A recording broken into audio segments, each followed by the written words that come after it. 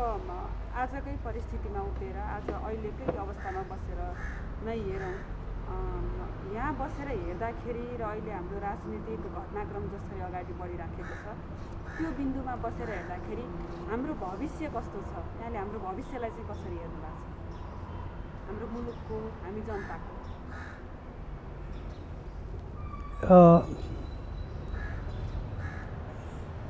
अहिलेको सबभन्दा ठुलो समस्या नै भविष्यबारेको चिन्ता हो। एउटा बाटो हामीले अङ्गीकार गरेका थियौँ र पद्धति र प्रणाली हामीले अपनाएका थियौँ र त्यो पद्धति र प्रणाली अन्तर्गतका विभिन्न समस्याहरूका बाबत पनि हामीले एउटा गन्तव्य निश्चित गरेर त्यतिर बढ्न सक्छौँ भन्ने हाम्रो सोच थियो र जति कमी कमजोरी छन् तिनलाई त्यही प्रणालीभित्र रहेर त्यो कमी कमजोरीलाई पनि हामीले सम्बोधन गर्दै जान्छौँ र एक प्रकारले सङ्घीयता अहिलेको जुन गणतन्त्रको प्रणाली हामीले जुन अपनायो त्यो बढ्दै जान्छ भन्ने सोच थियो। अहिले यो अनपेक्षित जुन घटना हाम्रो प्रधानमन्त्रीले घटाए, घटना भन्नु कि दुर्घटना भन्नु कि प्रधानमन्त्रीले जानी प्रणालीमाथि गरेको कुठाराघात भन्नु, आघात भन्नु, यसले चाहिँ हाम्रो भविष्यबारे धेरै प्रश्नहरू अगाडि ल्याइदियो कि। पहिलो प्रश्न त संविधान र प्रणाली सम्बन्धी नै हो। यो संविधान के अब हिजोको जस्तै यो संविधान अन्तर्गत नै रहेर यसरी नै यो कार्यान्वयन हुँदै जाला, यो प्रणाली रहला र जुन नेपालको जुन राजनीतिक स्थिति छ, छिमेकीहरूसँगको जुन सम्बन्ध छ त्यो त्यही प्रकारले रहला वा परिवर्तित होला, यी प्रश्नहरू अगाडि आइदिए कि। अब त विकास त ओझेल्न पऱ्यो। समृद्धि र सुखको नारा जुन प्रधानमन्त्रीले दिइरहेको थिए र जुन नारा कार्यान्वयन गर्ने केही गरे सिनको पनि भाँचिरहेको थिएनन्, त्यो त अब छायामा पऱ्यो। अब त पद्धति जोगाउनमै हाम्रो बढी समय जाने भयो कि। यो प्रणाली कसरी जोगाउने, संविधानको कसरी रक्षा गर्ने, पद्धति कसरी जोगाउने, गणतन्त्र कसरी जोगाउने र मान्छेहरूका जुन बढ्दा आकाङ्क्षाहरू छन् ती आकाङ्क्षाहरूलाई बरकरार राखेर त्यो आकाङ्क्षाको आलोकमा उनीहरूलाई अगाडि बढ्न कसरी उत्प्रेरित गर्ने, अब नयाँ समस्याको रूपमा आयो जुन हामीले सोचेकै थिएनौँ होइन। त्यसले गर्दा एक प्रकारको भाषमा पऱ्यौँ क्या हामी। जानी यो अनौठो हो नि। घर मुलीले जानी घरभित्रको समस्या मैले मिलाउन सकेन भनेर घरै भत्काइदिए जस्तो। त्यही भत्काएकोमा गर्व गर्दै हिँडिरहेछन् फेरि। अनौठो कुरा त्यो पो त। र त्यो गर्व गर्दै हिँड्दा उहाँका त्यत्तिकै अनुयायी र अनुचरहरू छ जसले ताली बजाएर त्यसको समर्थन गरिरहेछन्। यो संहिताको कुरा गरौँ न। अहिलेको प्रधानमन्त्रीको कदम जुन हो त्यो कदम संहितामाथि, संहिताको मर्ममाथि नै प्रहार हो। यो प्रहार त उहाँले पहिलेदेखि नै गर्दै आउनुभएको थियो।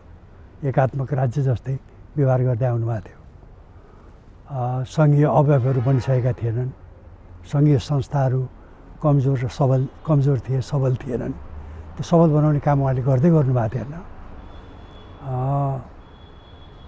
अब त त्यो झन् पछि धकेलेर गयो कि। जुन संस्थाहरूले संहितालाई मजबुत बनाउने हो, वित्तीय आयोग भयो, प्रदेश सेवा आयोग भयो, हुन्छ नि, प्रदेशको चाहिँ आफ्नो शासन प्रणाली भयो, प्रदेशको विकासको योजना भयो, त्यो योजनामा सङ्घ र प्रदेशको र स्थानीय तहको समन्वय हो। यो सारा कुराको निम्ति जुन बन्दोबस्ती गर्नुपर्ने थियो त्यो बन्दोबस्ती सुस्त गतिमा मात्रै थियो। त्यो अब त स्टप भयो नि। अब त पूर्णविराम लाग्यो। त्यसले गर्दा एकातिर उहाँले संहिताको मर्ममाथि नै प्रहार गरिदिनु भयो। अर्कोतिर यो गणतन्त्रको सार्थकता के, त्यो सार्थकताबारे पनि प्रश्न उठाइदिनु भयो। यो सङ्घीय गणतन्त्र जुन हामी हौँ त्यो सङ्घीय गणतन्त्रमाथि नै त्यसलाई हाँक्ने मान्छेले नै प्रश्न उठाइदिनु भयो कि। त्यसलाई सबल बनाएर अगाडि बढाएर लिएर जानुको साटो। त्यसले गर्दा एक प्रकारले नेपालको इतिहासमा सायद एउटा ठुलो खलनायकको रूपमा मेरो विचारमा त उहाँ उपस्थित हुनुभयो। सरले अघि भन्नुभयो हामी धेरै समस्याहरू अप्ठ्याराहरू हुँदै हुँदै पनि लोकतन्त्रलाई अगाडि बढाइरहेका छौँ र अब अहिलेको परिस्थिति ठ्याक्कै त्यसको उल्टो तरिकाले देखा परिरहेको छ। त्यो सबै विकसित भएको परिस्थितिहरू अनि प्रधानमन्त्रीका कदममा उभिएका सङ्घ संस्थाहरूका भूमिकाहरू, चेक एन्ड ब्यालेन्सका कुराहरू सबै हेर्दाखेरि चाहिँ कतै कतै यो हाम्रो समाज, सिङ्गो समाजले लोकतन्त्रका निम्ति तयार नै पो थिएन कि त भन्ने जस्तो प्रश्न पनि उठ्छ कि त। समाजको कुरा नगरौँ, समाजलाई त नेता भनेको के? जस्तै समाजलाई एउटा निश्चित गन्तव्य परिभाषित गरेर त्यो गन्तव्यतिर डोराउने नेताको काम हो नि। यसैले समाजको समस्या होइन यो। समाजको समस्या भए भए यत्रो मान्छेहरूको विरोधमा किन उभिँदैन होइन? हुन त प्रधानमन्त्रीले उहाँकै मान्छे बढी देख्नु भएको छ होइन? उहाँ त ट्रम्प र मोदीको जुन वर्कबुक छ नि त्यो वर्कबुकबाट उहाँले काम गरिराख्नु भएको छ। समाजको भन्दा पनि दलहरूको समस्या हो कि जुन प्रणाली हामीले ल्यायौँ, जुन पद्धति हामीले ल्यायौँ, गणतन्त्र सङ्घीयताका नयाँ अभ्यासहरू जुन हामीले सुरु गऱ्यौँ, त्यो अभ्यास अनुरूप हाम्रा दलहरूले व्यवहार गरेनन् कि। हामीले प्रणाली बदल्यौँ तर प्रणाली चलाउने जुन कर्ताहरू छन् ती कर्ताहरू तिनै रहे, तिनको नियत त्यही रह्यो। अहिले देखेको स्पष्ट कुरा त्यो हो नि। नत्र झन्डै 2/3 भएको प्रधानमन्त्रीले यतिले पुगेन, मलाई अझ चाहियो, त्यस्तो दुस्साहस कसैले गर्छ?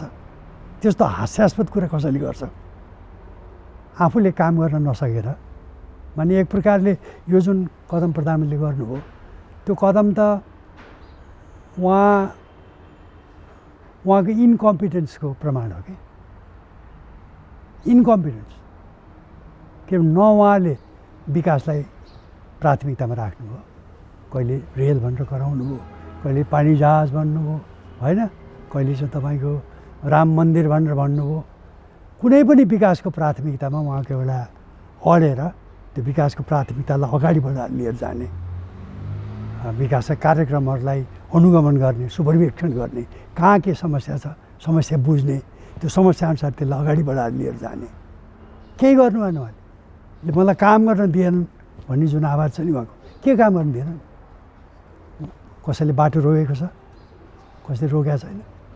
कसैले ठुला योजनाहरू जुन छ नि त्यो एउटा एमसिसी जुन राजनीतिसँग जोडिएको थियो होइन, त्यो एमसिसी जब तपाईँको 13-14 खरब बजेट भएको देशमा 55 अरब त हो। त्यो बाहेक कुनै पनि यस्तो क्षेत्र छ विकासको जहाँ उहाँलाई व्यवधान थियो हो? उहाँले संवैधानिक परिषदले 30-35 जना उहाँका अनुचरहरूलाई, अनुयायीहरूलाई तपाईँ भर्ना गरेन होला। त त्यो चाँजो मिलाउनु त उहाँले हो नि। आफू चाँजो मिलाउन नसक्ने, असक्षम, आफ्नो असक्षमताको दोष नेपाली जनतामाथि लाग्ने। तर यो यति धेरै घटनाक्रमको र प्रधानमन्त्रीले अब आँट भने पनि दुस्साहस भने पनि जे भने पनि गर्नुको पछाडि एक्लो प्रधानमन्त्री मात्रै त जिम्मेवार होइन होला नि सर? छैनन्। अरू कारणहरू के छन् होइन, अरू कारण भन्दा पनि यो जुन त्यस्तो प्रकारको प्रधानमन्त्री त्यो पदमा पुग्ने, त्यस्तो प्रकारको राजनीतिक दल जुन राजनीतिक नेतृत्व यस्तो मान्छेले लिने, त्यो खण्ड जसले निर्माण गरे नि उहाँकै दलका अरू नेताहरू, नेपालको दलीय राजनीतिको परिदृश्य, ती सबै त दोषी छन् नि। यहाँ एउटा खड्गप्रसाद ओलीको मात्रै कुरा होइन यो। खड्गप्रसाद ओली जस्ता त्यो प्रवृत्ति, त्यो सोचलाई अगाडि बढाउने, त्यसलाई नेतृत्वको आसमा बसाउने जति मान्छेहरू त्यसमा संलग्न छन् ती सबै पनि दोषी छन् नि। उहाँको दल मात्र होइन, फेरि प्रतिपक्ष पनि त्यत्तिकै दोषी छ। यसैले मैले भने नि यो समाजको समस्याको कुरा होइन। हाम्रा दलहरूले जुन प्रकारको नयाँ प्रणाली अन्तर्गतको जुन आचरण हामीले उहाँहरूबाट अपेक्षा गरेका थियौँ त्यो आचरण उहाँहरूले देखाउन सक्नु भएन। भन्नाले 62-63 को जसरी जनआन्दोलन गरियो, यहाँहरू त त्यसको अग्रपङ्क्तिमा हुनुहुन्छ। त्यो जनआन्दोलनको स्पिरिट, मर्म, भावना जे थियो त्यो अनुकूलको नेतृत्व हामीले पाएन। त्यसको मर्मै बुझाएर चाहिँ नेतृत्वले भनेको त अहिले आएर पो थाहा भयो त। अब हेर्नुहोस् त विडम्बनाको कुरा, अहिले फेरि नागरिक आन्दोलनको दोस्रो पुस्ताका अभियन्ताहरू अगाडि बढिरहेछन्। नेपालको आशा त्यो हो कि अब दलहरूले अब खालि यो आऊ यो हामी फेरि अर्को आन्दोलन गरौँ भन्ने मात्र हुँदैन। अब त हाम्रो दलीय व्यवस्थाले बाँचै गर्नुपर्छ कस्तो बाटो छ? कि हामी भ्रष्टाचार निवारण गर्छौँ, कि हामी बिचौलियालाई हर्ताकर्ता हुन दिँदैनौँ, कि हाम्रो निर्णय प्रक्रिया पारदर्शी हुन्छ, कि हाम्रो प्रणाली जुन छ नि त्यो प्रणालीमा योग्यलाई हामीले स्थान दिन्छौँ, त्यहाँ बढी गन्दा राजनीति हामीले गर्दैनौँ हुन्छ नि। र विकासको प्राथमिकता तोकेर त्यो प्राथमिकताको आधारमा हामीले विकासका कामहरू अगाडि बढाइ लिएर जान्छौँ कि सङ्घीय विकास नै प्रदेशको विकासबाट नै सङ्घको विकास हुने हो भन्ने धारणा अन्तर्गत प्रदेशहरूलाई अधिकार सम्पन्न तुल्याउँछ र एक प्रकारको सङ्घ प्रदेश र स्थानीय तहका बिच एक प्रकारको विकासमा समन्वय, योजनामा समन्वय, कार्यान्वयनमा समन्वय गरेर लिएर जान्छ। र संविधानको जुन आशय थियो सहयोगात्मक तपाईँको सङ्घीयताको त्यो अन्तर्गत काम गरेर जान्छ। केन्द्रमा हामीले स्वायत्त संस्थाहरू बनाउँछौँ, वित्तीय आयोग जस्ता होइन, ती स्वायत्त संस्थाले सङ्घीयतालाई संस्थागत गर्न उनीहरूले काम गर्छन्। सङ्घले सहजीकरण गर्छ सङ्घीयतालाई कार्यान्वयन गर्न प्रदेश तहमा, स्थानीय तहमा होइन। र दलले आफ्नो आफ्नो आफ्नो आचरण नै दलले परिवर्तित गर्छ। अब तिनै पुराना बुढाखाडाहरू जुन बुढाखाडाहरू बसेर तपाईँको आफ्नो दलहरूलाई हाँक्थे, अब त्यो बुढाखाडाको जमाना गयो। ती बुढाखाडाहरू जुन छन् नि ती त सबै असक्षम साबित भए, प्रधानमन्त्री मात्र होइन अरू पनि। त्यसले गर्दा अब त नयाँ पुस्ता आउनु पऱ्यो दलमा पनि, यो बाचा गर्नु पऱ्यो, त्यो पद्धति समेत भन्नु पऱ्यो। स्वच्छ प्रशासन सुशासनको कुरा गऱ्यो हामीले, कहाँ छ स्वच्छ प्रशासन? प्रधानमन्त्री लाज नभइकन कोही बोका नाङ्गा हुँदैन भन्दा महेन्द्रले जस्तो भाषण गरेर हिँड्छ। कसै घरमा पुगेका छन्, उनी त बालुवाटारमा बसेर उनले जुन सुखसाल भोग गरिरहेछन् त्यो सुखसाल सब जनतालाई उपलब्ध छ भने जस्तो गरेर कुरा गर्छ। उनको प्राथमिकता केमा छ? आफ्नो जिल्ला गृहमा गएर केक काट्नुमा छ, नेपाली जनताको हाँसो पुस्नुमा छ। त्यो त कोभिडले देखाइदियो नि, हुन्छ नि। कोभिड आएको बेलामा यदि हामीले सङ्घीयतालाई सबल बनाएर लिएर गएको भए, प्रदेश सरकार स्थानीय तह सरकारलाई सबल बनाएर लिएर गएको भए, प्रदेश र स्थानीय तहमा संस्थाहरू स्वास्थ्य र अरू संस्थाहरूलाई हामीले सबल बनाएर गएको भए यो समस्या हुँदैन थियो नि। यसलाई हामीले विभिन्न तहले सम्बोधन गर्न सक्छौँ। तर सबै शक्ति आफूमै केन्द्रित गर्न चाहने शक्तिले, नेतृत्वले त फेरि यो सङ्घीय संरचना शक्ति विकेन्द्रीकरण गर्ने कुरालाई त त्यही त समस्या हो। र अहिलेको प्रधानमन्त्रीको सबभन्दा ठुलो अर्को विशेषता के भने सबै शक्ति आफैभित्र केन्द्रित गर्ने मान्छेले त्यो केन्द्रीकृत शक्तिको उपयोग गर्न पनि जान्नुपर्छ कि होइन। अहिलेको हाम्रो प्रधानमन्त्री कार्यालयले के देखायो भने त्यो उपयोग गर्न पनि उहाँ कम्प्लिटली इन्कम्पिटेन्ट, असक्षम त अरू पनि प्रधानमन्त्री थिए होला नि। त्यो असक्षमको अधिराज हुनु हो। सबै शक्ति आफूले लिने, शक्तिको प्रयोग गर्न जान्ने। उदाहरण दिउँ न, पहिला उहाँले के गर्नु, मन्त्रीहरूलाई तपाईँको के भन्छ कार्य सम्पादन सम्बन्धी सही गराउनु, सचिवलाई सही गराउनु, अनि 2 महिना सचिव सरुवा भयो। अनि त्यो कसैले कार्य सम्पादनको कुरा गर्छ? उहाँ त यस्तो मान्छे हो, 26 वर्ष अगाडि हामीलाई 1 खरब 20 अर्ब आउँछ महाकालीबाट भनेर कराउने मान्छे उहाँ नै होइन। अहिले कुरा गर्नुहुन्छ त्यसको, सम्झाउनुहुन्छ त्यो, सम्झाउनु नि। उहाँको राष्ट्रवाद त त्यही देखिया थियो। अब त्यो राष्ट्रवादको अरू रूप अब देखिँदै गइन्छ। अहिले पनि प्रधानमन्त्रीलाई चाहिँ जबरजस्त राष्ट्रवाद करार गरेर राष्ट्रवादी नेता चाहिँ प्रधानमन्त्री हो नै हो भन्ने खालको एउटा भाष्य जबरजस्ती खडा गर्न खोजिएको छ। भने त्यो भाष्य त गर्नै पर्यो नि, नत्र उहाँले गरेको कामलाई जस्टिफाई कसरी गर्ने?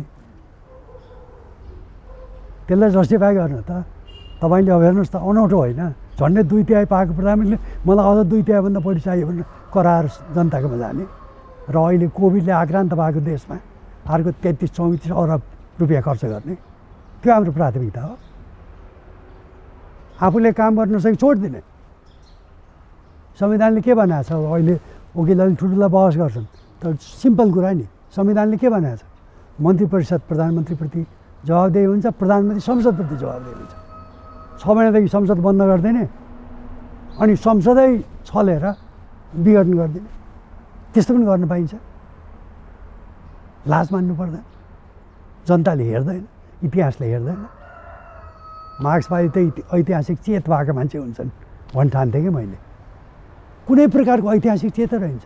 इतिहासले मलाई के भन्छ, इतिहासले मलाई कसरी सम्झन्छ, मैले के योगदान गरेँ नेपालको निम्ति, नेपालको राजनैतिक विकास क्रममा, नेपालको विकासकै एउटा पद्धतिमा मैले के प्रकारको योगदान दिएँ भनेर सोच्नुपर्ने होइन प्रधानमन्त्री। सरले 2075 फागुनको पहिलो हप्ता एउटा नेपाल वैकल्पिक अध्ययन समाजको एउटा कार्यक्रममा केही बहस दिनुभएको थियो। त्यसमा सरले चाहिँ दलभित्रको पनि लोकतन्त्र, यी दलहरूले लोकतन्त्र त ल्याए तर के यी दलभित्र चाहिँ लोकतन्त्र छ भन्ने कुरा गर्नुभयो।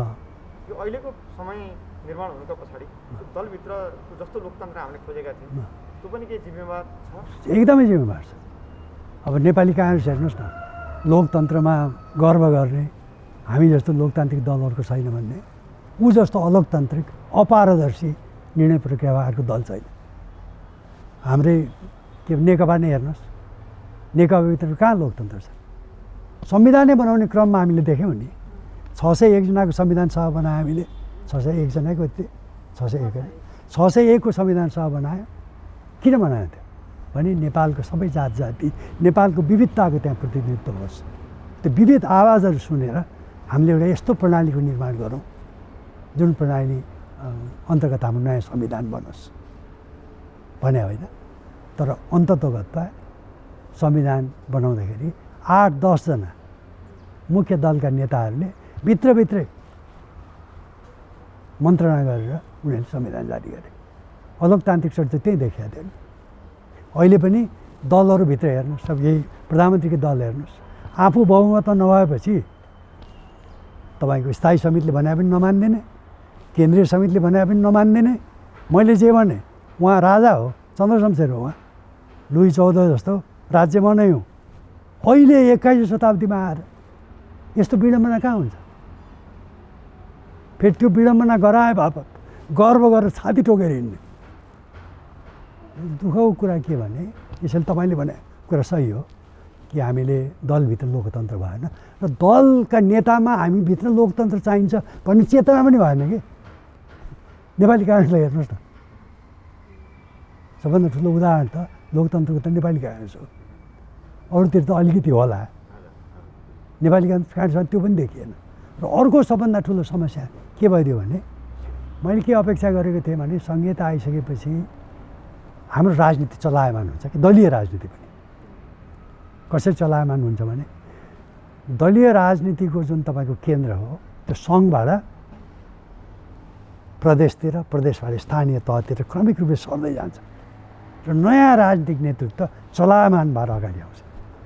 हाम्रो राजनीति जुन तपाईँको दह जस्तो थियो, बाँध लगाएको दह जस्तो थियो होइन, जहाँ लेउ जम्या थियो, विभिन्न कुराहरू थिए, त्यो राजनीति अब खुल्ने बहने मौका पाउँछ होइन। र नयाँ प्रकारका नेताहरू, नयाँ सोच, नयाँ आशा लिएर आउँछ नयाँ पुस्ता भनिरहेको थियो हामी। त्यो त भएन नि। किन भएन? अहिले पनि राजनीतिको पुरा केन्द्र त सङ्घ मात्रै हो। प्रदेशमा राजनीति यो दल नभएर माने 6वटा प्रदेशमा नेकपाको सरकार भएर मात्रै होइन, नेकपाकै सरकार भएको प्रदेशमा पनि त्यो दलीय राजनीति तपाईँको विकेन्द्रीकृत नै भएन। अरू दलले त झन् कामै गर्न छोडिदियो। नयाँ नेतृत्व आउने, नयाँ नेतृत्व मौका दिने त्यो कसैले गर्दै गरेन। समय लाग्छ तर त्यो होला, त्यो गर्नतिर हाम्रा अहिलेका केन्द्रीय नेतृत्वतिर बढी चाक दिन्छ होला भन्ने ठाने थिएँ मैले। त्यो हुँदै भएन। फलस्वरूप के हो भने दुःख लाग्छ एकदम मलाई चाहिँ कि तपाईँको देशको प्रधानमन्त्री, देशको नेता उच्च तपाईँको एउटा गफाडी र विदूषकको रूपमा पहिचान बनाएर त्यसमा गर्व गरेर हिँडेर देखेर त्यो त सुखद अनुभूति होइन नि कुनै पनि देशका निम्ति। अहिले जो प्रधानमन्त्रीबाट उचित दिएर सडकमा आइपुगेका छन् नि, त्यहाँ पनि त तपाईँले भन्नुभएको दल लोकतन्त्रप्रतिको अनुराग भन्दा पनि अरू नै फरक कुराहरू छन् हो। त्यसैले त मैले भने अब यी दलहरूले आएर सडकमा जुन आयो नि नागरिक समाजले सुरु गरेको कुरा, अब नागरिक समाजको त इभन त्यही चुचे नक्साको जुन कुरा गर्छौँ नि हामीले, प्रधानमन्त्रीले आफ्नो रहरले ल्यायो भने होइन नि, त हामी सबैलाई थाहा छ। नागरिक आन्दोलनबाट जब कुरा माथि आयो अनि उनले यो मलाई त मौका हुने भयो, अपर्च्युनिटीको फाइदा ल्यायो नि। नक्सा मात्र निकाले, क्षेत्रफल निकालेर छैन फेरि। क्षेत्रफल त अहिले पनि मन्त्रालयमा छ नि। अनि मन्त्रालयबाट मन्त्री परिषदमा पनि जान नसकेको 2 महिना भइसक्यो। क्षेत्रफल अहिलेसम्म तपाईँ नक्सा बनाइसकेपछि क्षेत्रफल निकाल्नु त मिनेटको काम हो, अहिलेसम्म निस्केको छैन। मैले यसो गरेँ उसो गरेँ भनेर चिचाइ बस्छ। र अहिले सडकमा आएका जुन राजनीतिक दलहरू छन्, उहाँकै दलका अरू नेताहरू जुन छन्, ती नेताहरूले आत्मालोचना मात्रै गरेर पुग्दैन। अब त मैले अहिले भने एउटा स्पष्ट बाचा गर्नुपर्छ। म भ्रष्टाचार मुक्त सरकार हामी यसरी दिन्छौँ, हाम्रो दलभित्र लोकतन्त्रको अभ्यास हामीले यसरी गर्छौँ, हाम्रो दलभित्र दोस्रो पुस्तामा यो प्रक्रियाले यो समयावधिमा हामीले नेतृत्व हस्तान्तरण गर्छौँ, हामीले यसरी सङ्घीय संस्थाहरूलाई बलियो बनाएर लिएर जान्छौँ, यसरी एउटा भ्रष्टाचार मुक्त नेपालको हामीले कल्पना गर्छौँ भन्ने एउटा चाहियो नि। निर्णयहरू यसरी पारदर्शी भएर जान्छ। यस्तो प्रकारको बाचा नगरिकन जनता उनीहरूका पछि लाग्न गाह्रो छ। लाग्छन्, समय लाग्छ, नेपालीहरूले फेरि दुःख पाउने भयो, मुख्य कुरा त्यो।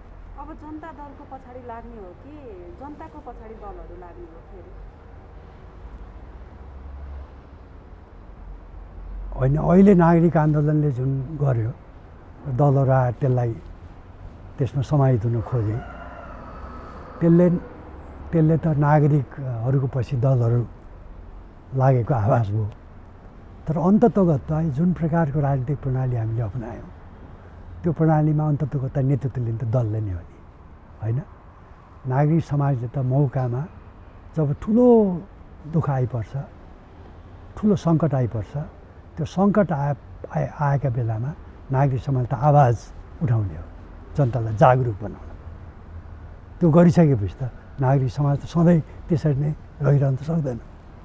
हो, यसरी नै 62-63 पछि पनि नागरिक समाजले चाहिँ चट्ट दलहरूलाई त्यो पुरै उनीहरूको परीक्षण नगरिकन जिम्मेवारी दलहरूलाई मात्रै छोडिदिएका कारणले अहिले फेरि यस्तो भयो कि सर? होइन, नागरिक समाजको त भूमिका एकदम सीमित छ प्रत्येक समाजमा। नागरिक समाज लगातार तपाईँको नागरिक समाज पनि त तपाईँको एक ढिका छैन नि, त्योभित्र पनि त विभिन्न विचारधारा राख्ने मान्छेहरू छन् नि, जुन विचारधारालाई विभिन्न दलहरूले प्रतिनिधित्व गर्छ, होइन? त्यसले नागरिक समाजले त जब समाजमा एक प्रकारको यस्तो समस्या आइपर्छ जुन समस्याको सम्बोधन सबैले मिलेर गर्नुपर्छ, हुन्छ नि, विभेद बिना, त्यो बेला नागरिक समाजले भूमिका खेल्न सक्छ, होइन? त्यो भूमिका खेलिसकेपछि त हाम्रो प्रणालीमा दलमै जाने हो नि फेरि।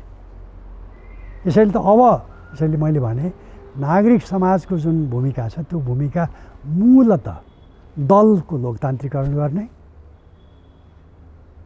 हुन्छ नि, र दलहरूबाट सुशासन, पारदर्शी तपाईँको निर्णय, भ्रष्टाचार मुक्त तपाईँको के भन्छ शासन, यी सारा कुराबारे नागरिक समाजले बाचा गराउनु पर्यो उहरूलाई, राजनीतिक दलहरूलाई, अनि निगरानी पनि गर्नु पर्यो। सधैँ त निगरानी गर्न सक्दैन। बाचामा धोका दिने चाहिँ नेपाली राजनीतिक दलहरूको फेरि एउटा संस्कार पनि हो। हामीले लोकतन्त्र स्थापना पछिका वर्षहरूमा कति धेरै बाचाहरू गरे, अहिले पनि त दलहरूले बाचा गरेर धोका दिने, दलभित्रै पनि धोकाको श्रृङ्खला छ। अनि लोकतन्त्रलाई स्थापित गर्ने, यसलाई सुदृढ बनाउने, संहितालाई बलियो बनाउने क्रममा पनि धोकाका श्रृङ्खलाहरू जाए बाचाले मात्रै होला सर? होइन, बाचा मात्रै होइन, अब त ऊ नै चाहियो, समयावधि नै चाहियो। समयावधि तोकेर एउटा कामको फेरिस्तै चाहियो। हामीले यो गर्छौँ, बाचा गरेर त्यसलाई कार्यान्वयन गर्ने एउटा प्रक्रिया पनि उनीहरूले परिभाषित गरिदिनु पर्यो, होइन? अनि बल्ल मान्छेहरूले त्यसमा विश्वास मान्छेहरूको बढ्ला। तर यो मुलुकमा अब प्रधानमन्त्रीले गरेको संवैधानिक कु नै भन्छौँ हामी त, संवैधानिक कु गरेको यो 1.5 महिना हुन आँटिसक्यो। सडकमा उत्रिएकाहरू र सडकमा नआएकाहरू सत्तामा भएकाहरू त यसो गर्छौँ त्यसो गर्छौँ छैन। केपी ओली यस्तो प्रचण्ड यस्तो भनेर आपसमा गाली गरा गर्नै समय बितिरहेछ। यिनले फेरि बाचा गर्लान् आउलान् भन्ने त धेरै टाढाको कुरा भयो नि होइन। होइन अब आन्दोलनले त्यो माग गर्नु पर्यो। तिमीहरूको गाली सुन्न हामी बसेका होइनौँ। गाली हामीले प्रशस्त सुनिसक्यौँ दुवैतिरबाट। अब हामीलाई त अगाडिको तिमीहरूको बाटो के हो ल भन। हाम्रा विचारमा त्यो अगाडिको मार्गचित्रका मुख्य कुराहरू यी हुनुपर्छ। यी मुख्य कुराहरूलाई कसरी आत्मसात गर्छौ तिमीहरूले र कसरी कार्यान्वयनको बाटोमा लिएर जान्छौ। त्यो नागरिक समाज त आन्दोलन गरिरहेको छ। सानो होला ठुलो होला, रत्न पार्कमा त्यहाँ जम्मा 100-150 जना मात्रै बसेको पनि मलाई थाहा छ होइन। त्यही नै पछि ठुलो आकारमा आयो। नागरिक समाजको सकस हुने भयो, दुःख हुने भयो। तर एउटा कुरा अर्को के चाहियो भने नेतृत्व परिवर्तन दलहरूमा एकदम महत्त्वपूर्ण रहेछ। हामीले दलीय राजनीतिलाई पेसा ठान्यौँ कि दलीय राजनीति पेसा होइन। ती बेलायतमै हेर्नुहोस् न, संसदीय शासनको जननी र प्रधानमन्त्री आयो, काम गर्यो होइन, 1-2 टर्म काम गर्यो। जब ऊ गयो उसले अनि सन्यास लियो। यसैले त्यसो गर्नलाई के चाहिन्छ? नेताहरूको आफ्नो क्षमता पनि हुनु पर्यो। खालि गफ गरेर हाम्रो अहिलेको प्रधानमन्त्रीको जस्तो गफ गरेर मान्छेलाई हँसाएर हुन्छ नि। तपाईँको सत्तामा म सधैँ रहिरहँदा पनि त्यो सोच होइन। एउटा अवधिभित्र तपाईँ सत्तामा रहनुहुन्छ। अहिले हेर्नुहोस् न, हाँसो लाग्दो कुरा, उहाँकै दलका मान्छेहरू प्रधानमन्त्री हुनु सबै लालायित छन् होइन। आफै प्रधानमन्त्री हुनु लालायित छन् नि। कसैले अब हामीले नेतृत्व यसरी चयन गर्छौँ भनेर छ। सुन्नुभएको छ नि तपाईँले? सरले चाहिँ ओलीबाट जो बाहिरिएका जुन सडकमा छन् उनीहरू पनि हो त्यही भन्ने प्रश्न छ। कहाँ हुनु छैन। एउटा कुरामा प्रश्न छन्। त्यो कुरा के भने संविधान लिकमा आउनु पर्यो। तर मेरो भनाइ के भने संविधान लिकमा आएर मात्रै हुँदैन। अब यो त कस्तो हो भने यो काल पल्क्यो भन्ने पिर भयो कि नेपाली उखान छ नि। त्यो काल पल्क्यो पछि त के हुन्छ भने जुन कुरा यी प्रधानमन्त्रीले गरे ती र त्यस्तै कुरा जुनसुकैले पनि कुनै पनि बेला गर्न सक्ने खण्ड बन्यो नि। महत्त्वाकांक्षी त नेपालमा धेरै छन् होइन। अहिले त हाम्रो प्रधानमन्त्रीको सोच त के भने उहाँ नभएपछि त नेपाल चाहिएन न। उहाँले त आफूलाई त निर्विकल्प प्रधानमन्त्रीको रूपमा स्थापित गर्नुभएको छ। अदालतमा सोधेका प्रश्नको पनि त छनक दिन्छन् कि जुन प्रश्न सोध्दैछ नि अदालतमा, उहाँ निर्विकल्प प्रधानमन्त्री किन नहुने भनेर हास्यास्पद कुरा होइन। यो सारा पद्धति बिगार्नमा उहाँको मात्रै भूमिका छैन, सबै राजनीतिहरूको भूमिका छ। सर जस्तो यहाँले भन्नुभयो नि संविधान लिकमा आउनुपर्छ होइन। संविधान लिकमा त आउला। संविधान लिकमा आउनको लागि प्रतिनिधि सभा पुनर्स्थापित भयो भने अहिले संविधान लिकमा आएको मान्ने होला हामीले होइन। तर संविधान लिकमा आए पनि फेरि अस्थिरताको त सुरुवात भयो नि। भयो सँगै छ। फेरि संविधानको लिकमा आउने मात्रै कुरा होइन। संविधान लिकमा आउने एउटा कुरा हो, तर लिकमा आएको संविधानले अब त्यही रूपले काम गर्दैन जुन रूपले पहिला गरिरहेको थियो। अब त लिकमा आउने संविधानले बाट धेरै अपेक्षा गरिन्छ कि सङ्घीयता र संविधान सम्बन्धी नै जति तपाईँको जति असन्तुष्टिहरू थिए ती असन्तुष्टिको पनि सम्बोधन हुनु पर्यो। अब परेन जुन कुरा हामीले थाँती राखिरहेको थियौँ नि तिनको पनि सम्बोधन हुनु पर्यो। अब पहिचानको कुरा संविधानले धारा 56मा विशेष संयन्त्रको व्यवस्था गरेको थियो नि। स्वायत्त क्षेत्र, विशेष क्षेत्र, संरक्षित क्षेत्र आदि आदि कसले कुरा गर्छ त्यसको? त्यो संविधानको महत्त्वपूर्ण अङ्ग हो पहिचानका पक्षमा होइन। त्यसले गर्दा यी सारा जुन रहलपहलका कुराहरू छन् यी सबै कुरालाई पनि सम्बोधन गर्नु पर्यो। अबमा लिक आउने भनेको थियो। अब खालि तपाईँको पुनर्स्थापना गर्न मात्रै होइन, पुनर्स्थापना गएपछि त हामीले देखिहालेका छौँ। अब त हर्स ट्रेडिङ हुन्छ, फेरि हुँदैन, एकले अर्कालाई किन्ने त्यो प्रक्रिया फेरि सुरु हो भने संविधान लिकमा आएको राम्रोसँग स्थायी रूपले लिकमा आएको भनेर मान्न सकिँदैन। अब त मैले यसैले भने दलभित्रको लोकतन्त्रदेखि लिएर विभिन्न जुन समस्याहरू अहिले देखिए ती समस्याहरूको सम्बोधन एकैपल्ट गर्नुपर्ने हो। त्यो नभइकन संसद पुनर्स्थापना भएर पनि खास त्यसको अर्थ हुँदैन। आज एउटा गयो भोलि अर्को होली आउँछ, सबै लाइनमा बसिरहेछ।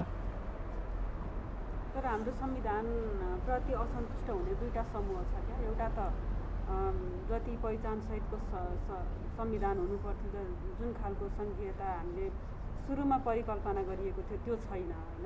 अर्को चाहिँ धर्मनिरपेक्षता, गणतन्त्र अस्वीकार गर्ने, स्वीकार नै नमान्ने एउटा पक्ष छ। त्यो दुई थरी आन्दोलन छ क्या हाम्रो संविधानका विरुद्धमा, त्यसलाई चाहिँ कसरी सम्बोधन गर्नु पर्ने? अब कुरा के छ भन्नुहुन्छ भने हामीले एउटा जुन संविधानको जुन प्रणाली थियो त्यो प्रणालीभित्र रहेर यी समस्याहरूलाई हामीले चाहिँ समस्याहरूलाई सम्बोधन गर्दै जाउँला। अहिले सम्बोधन गर्ने सबभन्दा राम्रो अपर्च्युनिटी थियो यो प्रधानमन्त्रीलाई, थिएन?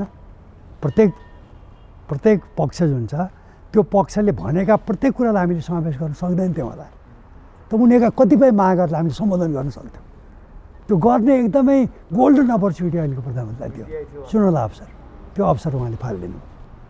अब संसद पुनर्स्थापना भयो भने त्यो अवसर बनाउन समय लाग्छ कि। एउटै राम्रो कुरा के छ भन्नुहुन्छ भने अहिले जति दलहरू प्रधानमन्त्रीको कदमका विरोधी छन् होइन, ती सब दलहरू एक किसिमले एक ठाउँमा आएछन् नि, राजावादी बाहेक र काङ्ग्रेसको देउवा खेमा बाहेक। त्यो त राम्रो पक्ष हो नि, त्यो त राम्रो पक्ष हो नि। त्यो राम्रो पक्ष किन हो भने अब यो पक्षहरू मिलेर हाम्रा रहल पहलका समस्याहरूलाई कसरी समाधान गरेर लिएर जाने हो भनेर सोच्न पनि सकिन्छ नि। नयाँ बाटो निर्माण गर्न पनि सकिन्छ नि, सकिँदैन? त्यो त राम्रो पक्ष हो नि। भनेको यो दुर्घटनाको पछाडि पनि सम्भावना हामीसँग छ। सम्भावना त देख्नै पर्यो नि। सम्भावना नभएको देश हुन्छ, हुँदैन नि। खालि दुःख पाएँ, फेरि सकस हुनेको सम्भावना पनि त छ। किन नहुने, किन नहुने? प्रणाली नै के होला, सङ्घीयतै के होला, गणतन्त्र के होला, धर्मनिरपेक्षताको कुरा के होला भन्ने खालको हो। त्यो यो जुन प्रश्नहरू छन् त्यो प्रश्नलाई चाहिँ लगातार अगाडि राखेर आन्दोलन गरिराख्ने काम त नागरिक समाजकै रहेछ हो। त्यस बेलासम्म आन्दोलन गरिराख्ने, जुन बेलासम्म यी मागहरूलाई राजनीतिक दलहरूले आत्मसात गर्दैनन् ती।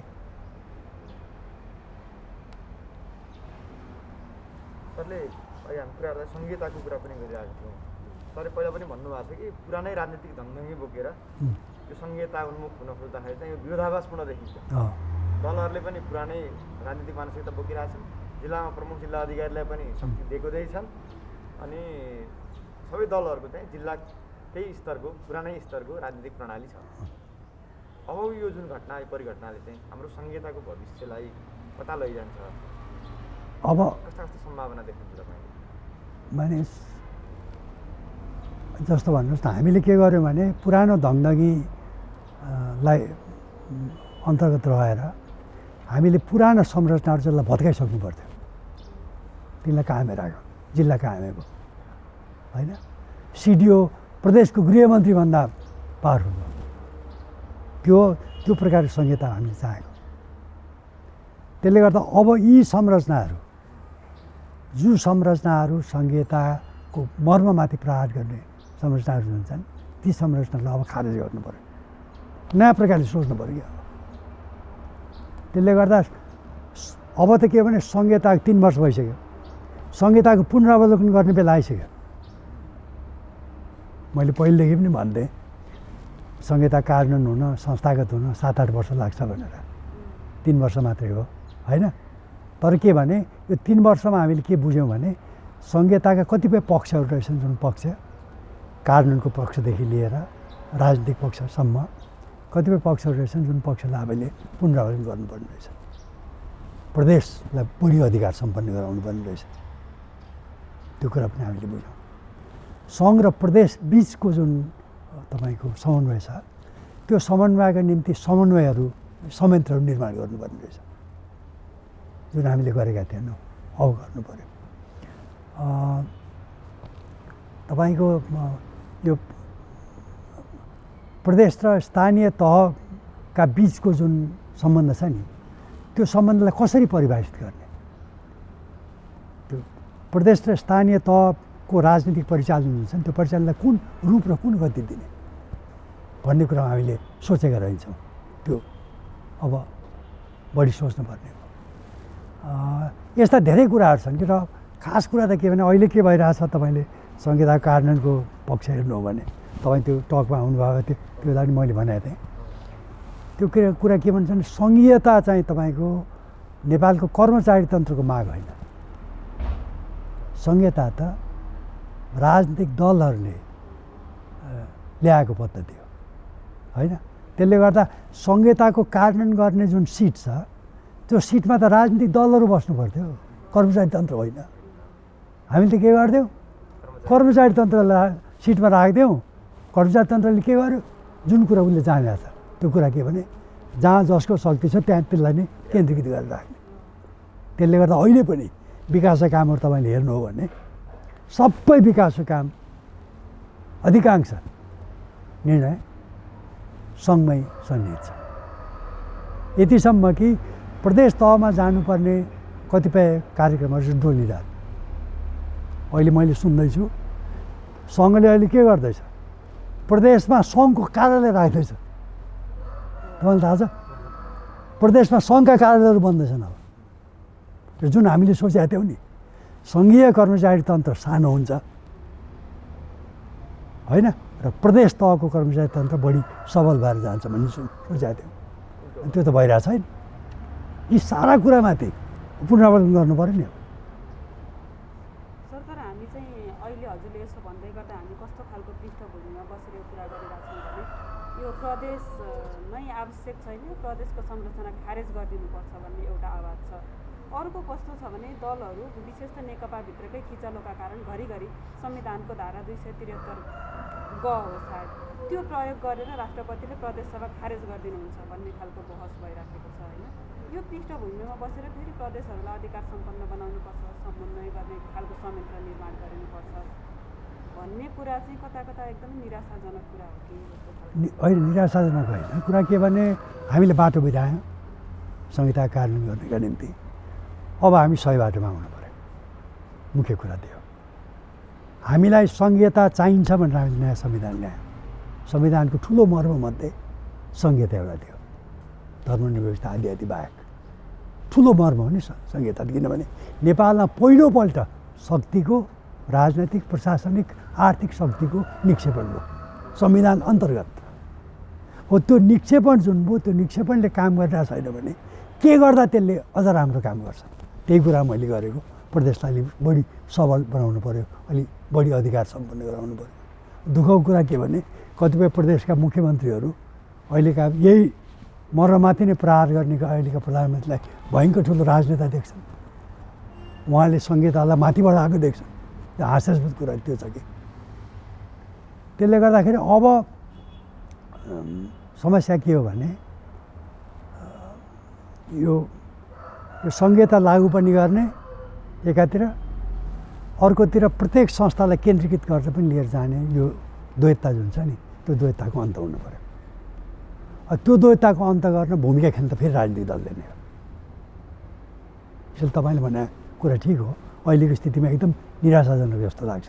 तर नगरिकन हामी अर्को बाटो छैन कि हामीले संहिताको बाटो छोडिदिनु पऱ्यो र उही एकात्मक राज्य व्यवस्थामा जानु पऱ्यो जुन अहिलेका प्रधानमन्त्रीले चाहन्छन् होइन।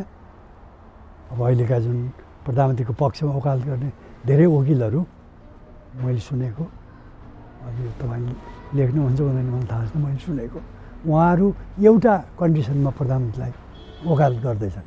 के कन्डिसन भने संहितालाई खारेज गर्ने भन्ने पनि सुनिन्छ। भन्दा मतलब उहाँ त उहिले यसले सबभन्दा दुःख के हो भने जसले संहिताको पहिला वकालत गरे माओवादी र मधेसवादी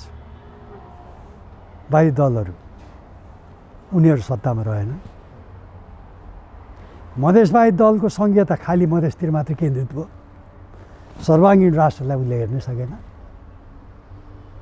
होइन। र त माओवादी संहिताको स्वरूपबारे आफै कन्फ्युज भयो, स्पष्ट खाके उनीहरू त रहन्छ भन्ने कुरा देखियो। र संहितालाई हाँक्ने, संहितालाई कार्यान्वयन गर्ने ठाउँमा को पुगे? जो लतारिएर संहिताका पक्षमा आएका थिए अहिलेको नेतृत्व, नेकपाको पनि काङ्ग्रेसको पनि होइन। सबभन्दा ठुलो विडम्बना त्यो हो कि त्यसले गर्दाखेरि अब यसैले मैले संहिताको पुनरावलोकन अब संसदको पुनर्स्थापनाको पहिलो काम हुनुपर्छ, निष्पक्ष पुनरावलोकन के संहिताको मर्म के थियो, हामीले चाहेको के थियो, हामीले चाहे जस्तो किन भएन भन्ने कुराको राम्रो पुनरावलोकन गरेर अनि एउटा नयाँ बाटो बताउने। त्यो बाटो एउटै दलले अब 2/3 ल्याएर गर्ने त्यो त सपना हो, त्यो त हुँदैन। अब किनभने जुन हाम्रो अपर्च्युनिटी त्यो त गयो, फुस्क्यो। अब पहिलो संविधान सभाको बहसमा राज्य पुनर्संरचनाको बहस सुनेरै आएको हो हामी होइन। दोस्रो संविधान सभामा आइपुग्दा नै यहाँले भन्नुभएको धेरै कुराहरू दलले छोडिसकेका थिए कि राज्य पुनर्संरचनाको कुरामा, विशेष गरी सङ्घीयताको कुरामा। अनि संविधान बनाउने बेलामा त झन् त्यो सबै छोडिएको थियो, त्यो फेरि रिभाइभ गर्ने सम्भावना हुन्छ सर? होइन, राजनीतिक दलहरू मिल्ने हो भने त्यो सम्भावना चाहिँ एकदम क्षीण छ। तपाईँले भनेको कुरो सही हो। अहिलेको जुन राजनैतिक शक्ति सन्तुलन छ, शक्तिको संरचना छ, त्यसले त्यो गर्न त्यो होला जस्तो लाग्दैन होइन। तैपनि अब उपाय त्यति हो, संहितालाई हामीले जोगाउने हो, सङ्घीय गणतन्त्र जोगाउने हो भने संहिताको कार्यान्वयनको पुनरावलोकन, त्यो पुनरावलोकनको आधारमा संहितालाई कसरी सबल र सुदृढ गर्ने भन्ने एउटा मार्गचित्र, त्यसबारेमा दलहरू चाहिँ स्पष्ट हुनु पऱ्यो। ती दलहरू जो संहिताका पक्षमा छन्, जो पक्षमा छैनन् उनी त सधैँ विपक्षमै रहिरहेको छन् होइन। अब त अब नयाँ आउने हाम्रो प्रधानमन्त्रीको दल पनि संहिताको विपक्षमै होला होइन। राजाभाइको दल त छँदैछन्। त्यसले गर्दाखेरि माने यसले यस्तो भयो, यसले एउटा राम्रो पक्ष, अब यसलाई कसरी राम्रो पक्ष भने, तर एउटा पक्ष के हो भने यसले संहिताको बहसलाई हामीले राम्रोसँग लिएर जान सक्यो भने संहिताको बहस वरिपरि राजनीति पोलराइज हुन्छ क्या। अब त्यो राम्रो कुरा पनि हो नि, किन संहिताको पक्षधरहरू एक ठाउँमा आएर आफ्नो एउटा रणनीति बनाउनु पर्ने खण्ड बन्छ नि होइन। त्यसका अर्को इतर पक्षले अरू कुरा गर्छन्, तर यो संहिता नै त हातमा परेको बेलामा होइन, त्यो पुनरावलोकन गरेर एउटा रणनीति र एउटा मार्गचित्र स्थापित गर्ने त्यो त काम हुन्छ नि। जस्तो यो भयो प्रतिनिधि सभा पुनर्स्थापित भएपछि हाम्रो संविधानको लिकमा आएपछि हुने कुराको हामीले कल्पना गऱ्यौँ।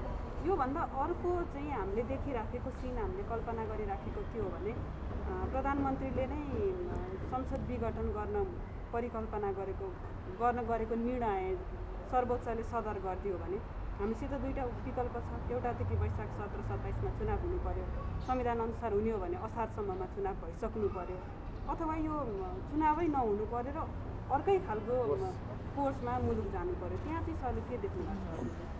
म तपाईँको राजनीतिक विश्लेषक त होइन, तर मैले यस्तो नेता देखाएको छैन जसले आफूले हार्ने चुनाव गराओस् कि।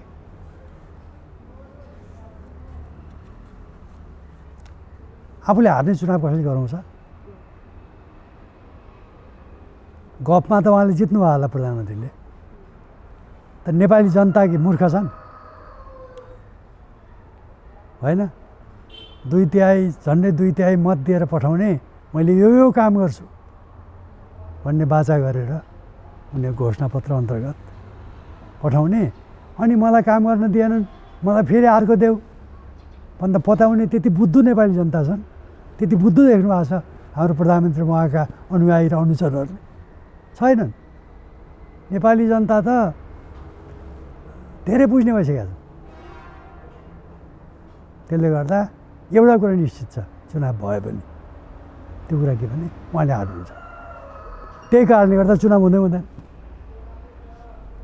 माने अहिले संसद माने सर्वोच्चको जुन बहस छ, त्यो बहस हेर्दा र त्यसमा सोधेका प्रश्न हेर्दा मलाई कस्तो लाग्छ भने, किनभने सर्वोच्चमा सोध्ने प्रश्नले सर्वोच्चका न्यायाधीशहरूको प्राज्ञिक र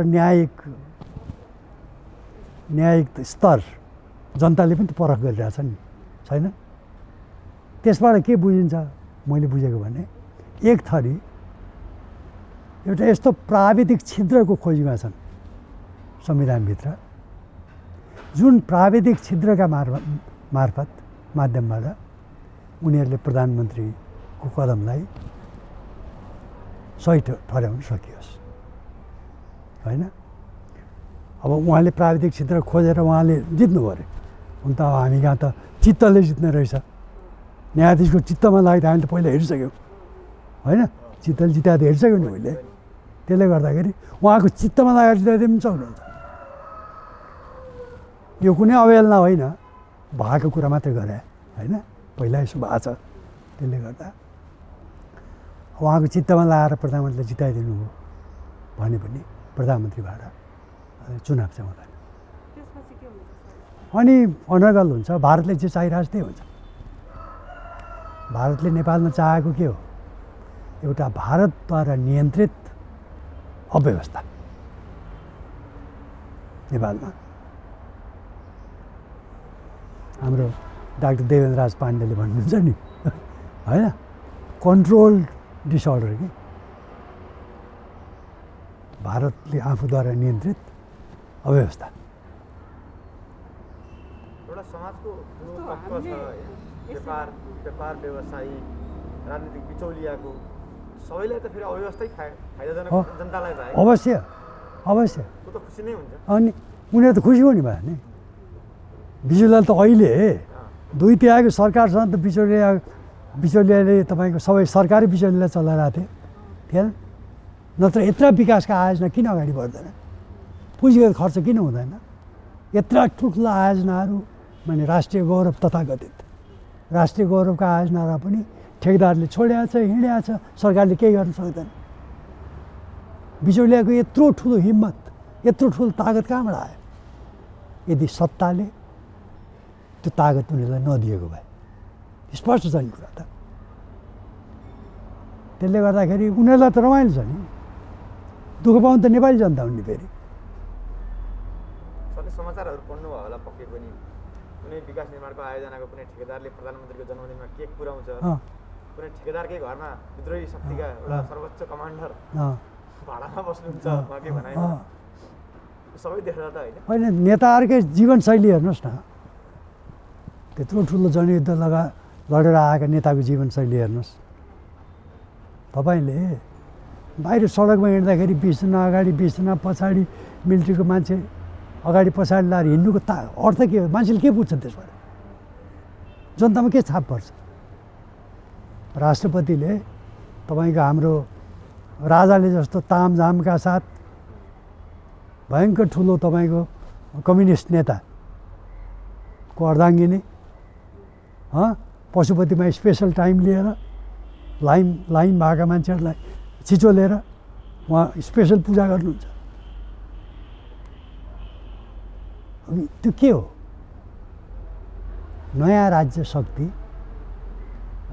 को निर्माण होइन, नयाँ राजा, नयाँ सिर्तेनको जन्म होइन। नेपाली जनताले बुझिरहेछन् नि। नियन्त्रित अव्यवस्थाको लाभ सबभन्दा ठुलो लिने त उहाँहरूले नै। फेरि अनियन्त्रित अव्यवस्थाको लाभ। त्यसले गर्दा दुःख चाहिँ पाइने भइयो, होइन? यो समय कति जान्छ हामीलाई थाहा छैन। कतिपय कुरा त सर्वोच्चको निर्णयले निर्केल गर्ला, होइन? तर कुरा के भने अब हाम्रो बाटो सोझो छैन। अब हामीले धेरै क्रिटिकल के एकदमै आधारभूत प्रश्नहरू सोधेर तिनको जवाब खोज्नुपर्छ अगाडि बढ्नका निम्ति। अब त्यो बिजनेस एज युजुअल हुँदैन। हामीले अघि नै कुरा सुरु गर्ने बेलामा सुरुवातमै सरले 3टा कुरा भन्नुभएको थियो होइन। एउटा हाम्रो गणतन्त्रको उपलब्धि घुम्ने खतरा हो कि यो स्थितिले भन्नुभएको थियो। अर्को सङ्घीयता होइन, जे उपलब्धि छ त्यो राजनीतिक उपलब्धि प्लस हामीले देखेको एउटा विकास निर्माणको आधारै पो तयार भएन कि या भत्कियो कि भन्ने कुरा थियो होइन। अब फेरि यो सरकारको नारा चुनाव लड्दा र भोट माग्दाखेरि सुखी नेपाली समृद्ध नेपाल भनेर अगाडि आइएको हो र विकासका थुप्रै सपनाहरू देखाइएको हो। यो कुरालाई पनि अहिले समीक्षा गरौँ न। हामीले यो 3 वर्षमा केही त्यस्ता आधारहरू खडा भए विकास निर्माणको काममा, विकासको काममा? के पनि भएको छैन। विकास निर्माण र कामको जुन गति हो नि, पहिला जुन गति थियो त्यो गतिभन्दा अहिलेको गतिमा केही तीव्रता छैन। पुँजीगत खर्च सरकारले अहिलेसम्म गर्न सकिरहेको छैन। मैले अघि भने नि विकासको स्पष्ट प्राथमिकता छैन हामीसँग।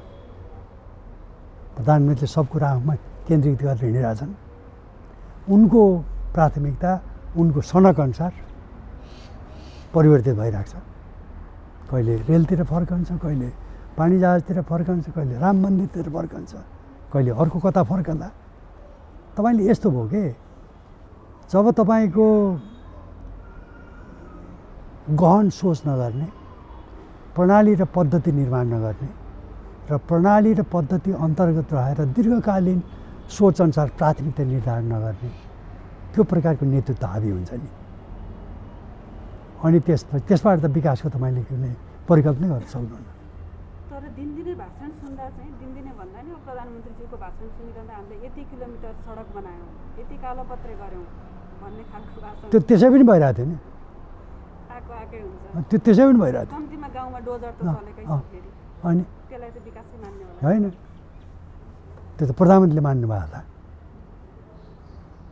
भने विकास भनेको एउटा यस्तो नयाँ तपाईँको के भन्छ सोच, जुन सोचले उत्पादन बढाउँछ, जुन सोचले रोजगारी बढाउँछ, जुन सोचले शिक्षा, स्वास्थ्य यी महत्त्वपूर्ण सेवाहरूमा पहुँच बढी पुर्याउँछ होइन।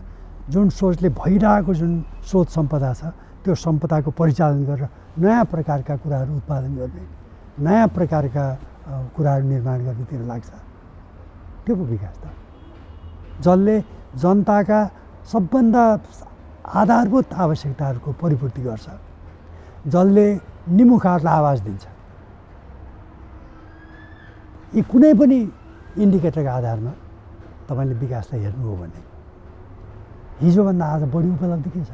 मैले त कहीँ देख्दिनँ। किसान त्यत्तिकै निमुखा छ। सीमान्त किसान र तपाईँको यो के भन्छ साना किसान, उसको पक्षमा कोही राज्य बोलिया देखिँदैन। शिक्षा र स्वास्थ्यको पहुँच साधारण रूपले जुन बढिरहेको थियो त्यो बाहेक विशेष रूपले कहाँ बढिरहेको छ? कुन त्यस्ता ठुला आयोजना आयो नेपालमा जुन आयोजनाले हजारौँ सङ्ख्यामा रोजगारी सृजना गर्यो? के पनि भएको छैन। कुन त्यस्ता ठुला पूर्वाधारका योजनाहरू बने, सोच बाहेक कि सपना बाहेक बने, जसले तपाईँको नेपालको यो विकासको क्रममा महत्त्वपूर्ण योगदान गरेका हुन्? मैले केही देख्दिनँ। नेपालको व्यापारकै कुरा गर्नुहोस्, तपाईँले अहिले आयात घट्यो, त्यसमा दङ्ग पर्ने मान्छे पनि छन्। त आयात घटेको किन हो भने कच्चा पदार्थ जुन हाम्रा उद्योगहरूले मगाउँथे त्यो कच्चा पदार्थ मगाउने उद्योगै बन्द भएपछि त आयात त घट्ने नै भने होइन। अनि आयात घटेपछि निर्यात पहिलाकै स्थितिमा रह्यो भने त्यो निर्यात त बढे जस्तो देखियो नि अनुपातमा। विकास भनेको नि राजनीतिक खपतका निम्ति गरिने ठट्टा जस्तो मात्रै र तपाईँले यसो नेकपाकै तपाईँ घोषणापत्र हेर्नुहोस्। नेकपा घोषणापत्रले के भनेको थियो? कृषिको उत्पादकत्व 5 वर्षमा हामीले डबल गराउँछौँ भनेको थियो। जबकि नेपालको कृषिको उत्पादकत्व वर्षको मुस्किलले 5% बढाएको थियो। डबल बनाउँछु भने त 200% होइन। लास्टमा के यो कुनै पनि हेर्नुहोस् तपाईँले, कुनै पनि इन्डिकेटरमा विकासले त्यति भयङ्कर ठुलो हुन त प्रधानमन्त्रीले भन्नु होला, देख्दै देख्दैन यिनीहरूले कालो चस्मा लगाइरहेछन् भनेर। आँखा छोपेर हिँड्छ अँ, भन्नुहुन्छ। अँ। विकास देख्नुपर्छ भनेर आँखा छोपेर कतिपय कुरा स्वतः हुन्थे, जस्तो यो के भन्छ रिङ रोड, पहिल्यै कार्यक्रम थियो रिङ रोड बन्दै गयो भन्ने क्रम अझै छ। अब मनिर यहाँ मेरो त्यसलाई नै विकास भन्ने हुन्थ्यो अर्को कुरा। सरकारले जोड दिएकै छ अँ, कालो अनि कालोपत्र अलिअलि हुन्थ्यो, सधैँ हुन्थ्यो नि त्यो। त्यसलाई तपाईँले नयाँ काम मैले आएर गरेँ भन्ने होइन नि। तपाईँले अस्ति माने कुलमानले त्यो माने नेतृत्वको सबभन्दा ठुलो विषय त जसले जे गरेछ कम त त्यसलाई त मानिदिनुपर्छ। कुलमान प्रधानमन्त्रीभन्दा अलिक बढी पपुलर भयो भने उसलाई निकाल्ने, अनि उनका मुख्यमन्त्रीले के भनिरहेछन् अहिले, त्यो तपाईँको के अरे लोड सेडिङ घटाएको त प्रधानमन्त्रीले हो। अब त्यो गर्दै जाने भने त लोड सेडिङ त त्यो स्विच जान्ने मान्छेले घटायो होला नि, होइन? हाम्रो प्रधानमन्त्रीको त यस्तो तर्क छ कि उहाँले त भोलि निर्वाचन आयोगले बोलाएर यो कम्युनिस्ट पार्टी को हो आधिकारिक भनेर सोध्यो भने ल केपी भनेको कम्युनिस्ट पार्टी होइन, त्यो त के छ नि भन्नु मतलब ल पूर्वी युरोपमा कम्युनिस्टलाई के लेख्छन् भन्नु बेर छैन। यस्तो तर्क गर्ने मान्छेसँग तपाईँले कुनै उपाय छ र त्यसैमा ताली बजाउने, त्यसैमा दङ्ग पर्ने, हाँसेर हिँड्ने, ओहो उहाँ जस्तो राष्ट्र जब यस्ता अनुयायीहरू र अनुचरहरू हुन्छन् अनि राजनीति यस्तो नभए कस्तो हुन्छ? त्यसो हुँदा हाम्रो विकासको आधार नबन्दै फेरि हामी राजनीतिक अस्थिरतातिर फर्किनु भन्ने नै हाम्रो हो होइन, सबभन्दा ठुलो प्रब्लम मैले अहिले भने नि तपाईँलाई, सबभन्दा ठुलो प्रब्लम के हो भने यो विकास समृद्धि यताउता भन्ने कुरा त ओझेल्न पऱ्यो। अब कति जेलसम्म पर्छ हामीलाई थाहा छैन, त प्रधानमन्त्रीको कदमले निश्चय पनि पार्छ।